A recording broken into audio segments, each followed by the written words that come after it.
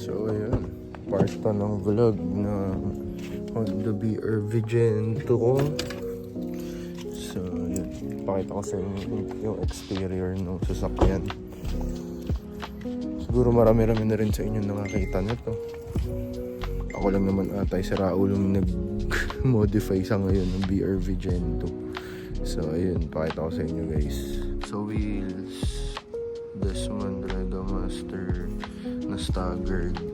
Yung Marquis Promada to, hindi yung Evo 2. Bali sa likod ko 17/8, sa unahan 17/7, kaya mas malapad yung labi sa likod. Tapos original center cups. Tapos sa wheels, ano pa rin, same size ng stock, 215/55 R17. Nagpalit lang ako ng brand na Champiro GTX Pro para mas meaty. Tapos sa lug nuts, spoon lug nuts na open-ended. Tapos sa brake set, spoon monoblock with 5mm spacers and gahibling gap. Naka brake lines din to na spoon para mas mag-effect yung brakes, sabi lang naman nila. Wala naman masamang sumunod. Tapos ang brake pads is Dexel. Tapos dito naman tayo sa likod. Itong muffler, Tanabe G4 Dan na minodify lang. Dulo lang yan, hindi full exhaust. Kasi para lang mapalitan yung tip. Medyo pangit kasi yung tip eh. Tapos dito may moon eyes na wiper delete. Sa plate, moon eyes na plate bolts, sa Honda Access na plate base frame. Tapos shoutout ulit sa JDMU. Yes sir. Tapos yan, moon eyes na sticker, Honda JDM na environmental sticker. Tapos ito, OEM to ni BRV, yung door bowl cover. Nasa catalog yan ng BRV dito sa Pilipinas. Tapos ito yung bluish na side mirror. Tapos idol natin si Banawe Boy, syempre PIAA ang ating wiper. Maganda siya mag-wipe eh. Tapos sa front, ito moon eyes plate bolt, tas Honda base plate frame pa rin. Naka-washer yan kasi pag walang washer hindi uubra yung yung haba kasi makapal masyado yung plate base frame. Tapos sa horn, ewan ko kung kita nyo, Mitsuba Dolce 3, yung ginagamit sa mga pickup, JDM syempre. Tapos ano pa ba, sa engine bay, ay ang pinan-lowered ko pala sa ngayon dito is Torno. Naka 2 finger sa unahan, 3 finger sa likod.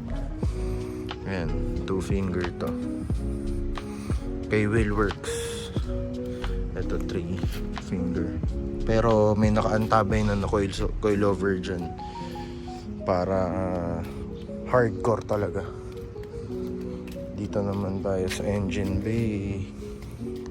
Sa engine bay. Sorry, medyo madumi ang engine bay natin, pero pakita ko na rin sa inyo.